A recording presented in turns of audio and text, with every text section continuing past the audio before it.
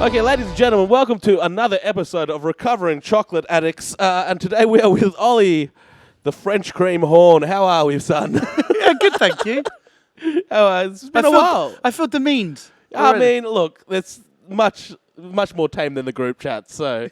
that is true. That is true, yeah. Yeah. I feel like you do get a lot of stick for being fat, which is undeserved. Like, I'm in the group too, so Yeah, I'm like, I could have taken that bullet. The but only thing I need is just a slightly fatter comedian to come along. who Yeah, is ideally worse than me at comedy. And I feel like you've lost some weight too. I have lost some weight and I've grown a beard. The glow up started, Yeah. but it's still not enough.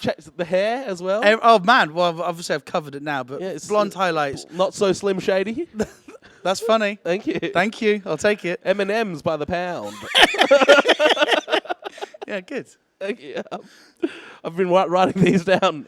I believe these have come straight from the group chat. That's what I believe. Yeah, it's just Kyle. I'm Kyle Legacy. You don't know. That's it. I'm in the fat suit. I'm doing the eyes. It's crazy. That's it. Anyway, so Ollie, and this is your how many seasons of Perth Fringe have you done now? I first came to Perth Fringe 2018, and I did 2018. I don't remember if I did 2019. Then I've done the last 2 years. So I've been here like 4 or 5 times. Yeah, great. I like it. I really like it. But obviously, if the UK were a nicer place to live in January, I might like it less. Like whereabouts in the UK do you live? Now London. Yeah. And it is miserable. And before? Before, so from the southwest of the UK, but then Posh. well, yeah, I suppose it's not scummy where I'm from. But I spent like most of my adult life not there, right? I went to uni in the UK, then as soon as I graduated uni, went and lived in Japan and did my first 4 years of comedy in Japan. Oh, well, what made you go to Japan? Just like you didn't have any game with white women, so you're like, that's right. Maybe they'll find a foreigner interesting. Well, that's the thing. And also people assume that I'm into, when I was dating a Japanese girl, friends in the UK would say really toxic things like, oh, Ollie, you're into Japanese girls. And I had to correct them. I go, no, you can't say that. You can't have a sexual preference based on a race, right? Like I didn't fancy her because she was Japanese. I fancied her because she was Asian. So I think it's really important. Thank you. All like representation matters. I said, we did meet about 4 years ago in Japan, and it's good to be reunited. It's my wife, everybody. But yeah, so I've basically like my comedy has, most of my comedy career, I've done it for about 12 years now. Most of it's been outside the UK. Right. And so, I did a Melbourne season, I think 2017, while I was still living in Japan. And so how was living in Japan? What did you do there apart from comedy? Oh, well, I went there originally as a postgrad researcher in trademark law, ladies. And then, but very quickly, like, just joined an entertainment agency and did, like, TV, radio. Oh, you're the token white guy. That's it. Yeah, we've got another one of them in the studio here. Yeah, it's... Did you know him while you were there?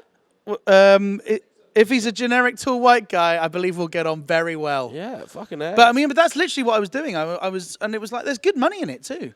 But it's not. It sucks because I can speak English, but I would not get that job. You know what I mean? Yeah, I can do the job. I We've swear. got enough for you. Yeah. All right. So you've been doing comedy for what, 12 years? You said. Yeah, about that. Yeah. Depending on who you ask. Well, next question: how long do you think before an act realizes they should quit? Well, so about the 13-year mark. One of the best bits of advice I got was like the one thing that unites every single professional comedian. The only thing that unites them is they all haven't quit yet. Yeah, that's true. So there's partly that, but also I never believed it when people go, it takes 10 years to get good. I really didn't, but like I really thought, Because in your case, it's 20. Good, it's good. Welcome to the group chat live. Yeah. No, but I really do. And I don't know whether it is like just generally your personality catches up with your skill set, but I think your stagecraft catches up.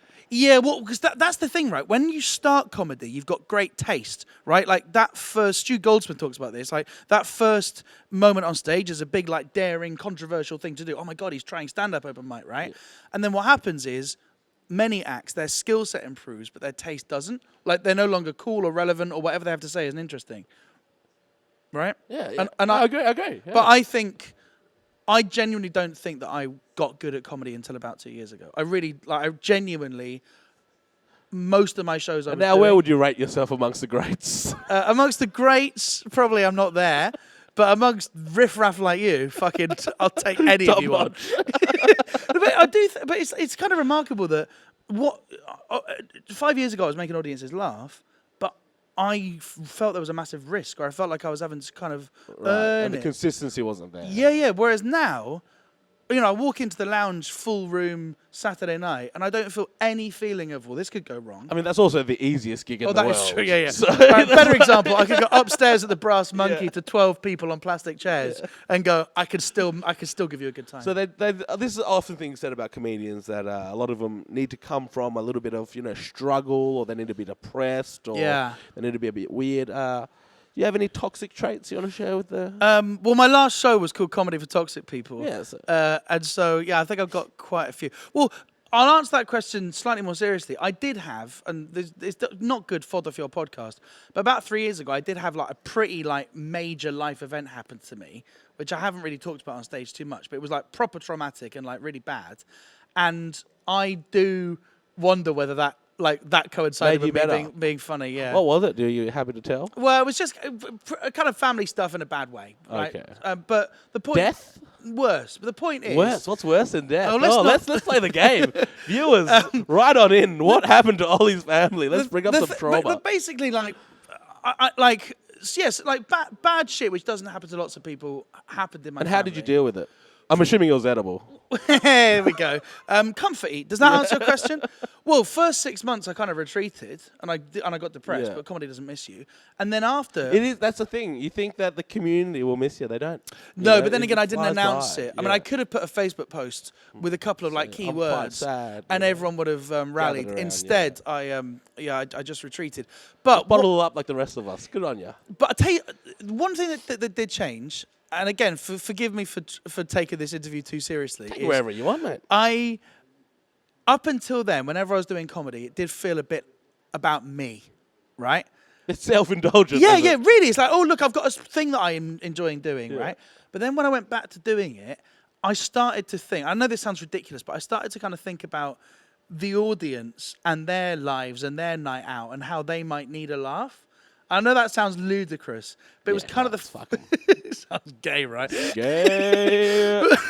But it was really the first time that I was like, oh my God, because I was Are in you a... fucking Eddie Brimson getting serious on me? Oh, was he serious he got too? real. It was like, Oh, what a when loser. comedy brings people together. It's like, no.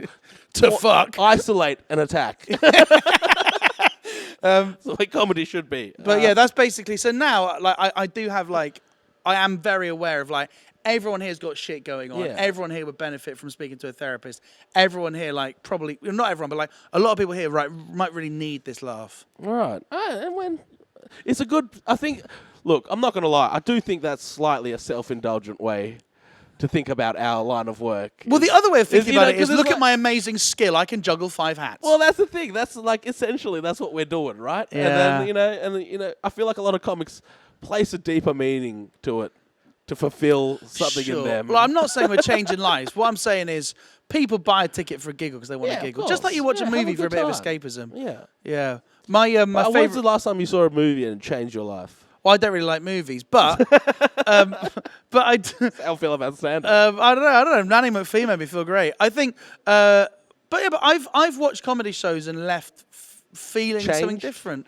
Not change, doesn't change you, but sometimes all it does is it articulates thoughts you already had. Right.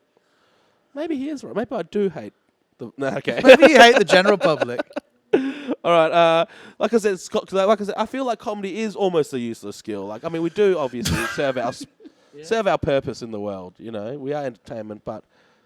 And then, do you have any other useless skills apart from comedy? Anything else? Fluent Japanese, never use Fluent? that unless I go to a restaurant and need Right. to get a free starter or something. Right. I mean, Japanese people, like Asian people in general, love it when white people can speak the language. Yeah, I mean, obviously, It's crazy because I get 0 props for speaking perfect English. is it perfect? You know, it's pretty good. It is Australian. It's pretty good. But yeah, so that I've got 3 law degrees. Never used them really. Fuck, you had a lot of potential. That you've just... Explain my 3 law degrees. All right, I've got a BA in jurisprudence from Oxford. I've got a You had diploma to throw that one in, didn't you? diploma in EU law from the Sorbonne and a master's degree in Japanese intellectual property law that I studied in Japanese. All right. So you're smarter than you let on. 100%. That's for sure. But what? Yeah. But what? So we're getting heckled by the club owner right now. But- That's shoddy. But I've been trying to work this because I don't really like I don't think audiences want to hear about any of this. But I have once or twice tried the line. Like all my mates that I went to law school with are earning so much money, right? And I'm not. And I want to tell the audience, you might have spent 20 quid a ticket, but I am subsidising you in opportunity cost. But I've not. Yeah, you're right. The audience don't want to hear that. Okay.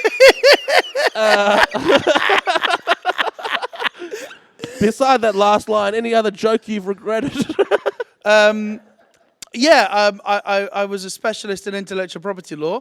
Don't worry, I won't tell you my copyright law jokes. You'll only steal them. Hey. All right, anyway, that will be enough for today with lovely Ollie Horn. Say goodbye to the people, Ollie. Ciao. Yeah. Thank you.